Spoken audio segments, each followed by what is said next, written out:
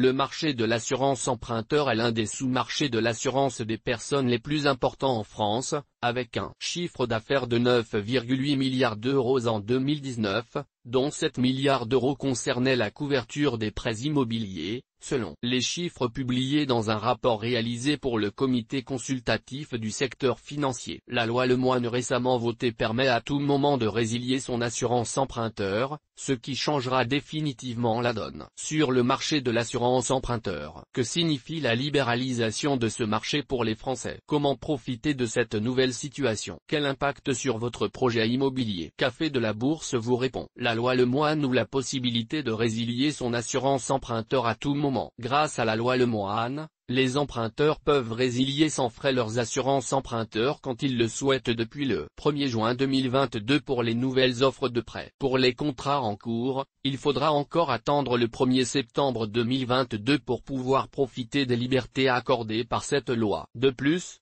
cette loi traite également le droit à l'oubli pour les anciens malades qui veulent contracter un crédit pour financer leur projet immobilier. Jusqu'à présent, le questionnaire de santé pénalisait les anciens malades qui devaient alors emprunter à des taux beaucoup plus élevés que les emprunteurs en bonne santé à cause des primes payées aux assurances emprunteurs. La loi Lemoine réduit le délai du droit à l'oubli. Il est désormais de 5 ans pour les personnes ayant eu un cancer. Ce droit à l'oubli a aussi été étendu à l'hépatite C. De plus, pour les prêts immobiliers n'excédant pas 200 000 euros, la loi supprime le questionnaire médical si le prêt arrive à échéance avant que l'emprunteur n'ait 60 ans. Il sera ainsi possible pour les emprunteurs de faire des économies sur leurs assurances emprunteurs en choisissant une formule aidée, garantie adaptée à leur situation et à leur état de santé. De plus, ils pourront facilement modifier leur contrat si besoin en fonction de l'évolution de leur situation personnelle. La fin du monopole des banques sur l'assurance emprunteur. Cette loi a été votée pour offrir aux emprunteurs un accès plus juste,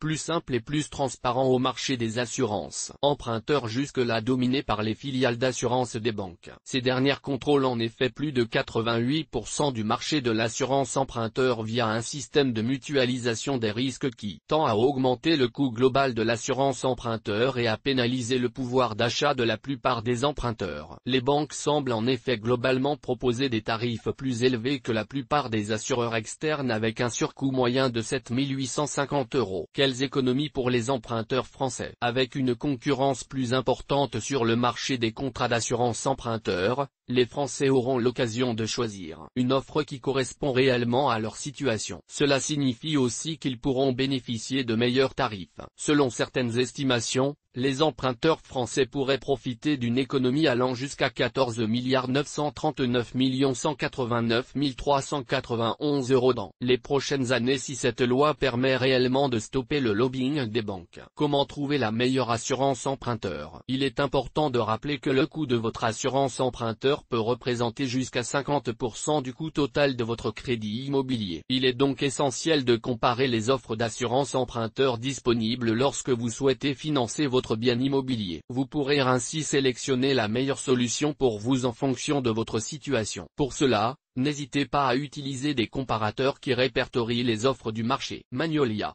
FR, par exemple, vous permet de comparer les tarifs et les conditions de différentes assurances emprunteurs et vous aide en quelques clics à trouver la meilleure offre en fonction de votre profil d'emprunteur, du type d'investissement immobilier que vous faites et de l'établissement financier qui vous accordera votre crédit immobilier. Source des images, FreePic. Toutes nos informations sont, par nature, génériques. Elles ne tiennent pas compte de votre situation personnelle et ne constituent en aucune façon des recommandations personnalisées en vue de la réalisation de transactions et ne peuvent être assimilées à une prestation de conseil en investissement financier, ni à une incitation quelconque à acheter ou vendre des instruments financiers. Le lecteur est seul responsable de l'utilisation de l'information fournie, sans qu'aucun recours contre la société éditrice de Café de la Bourse, comme ne soit possible.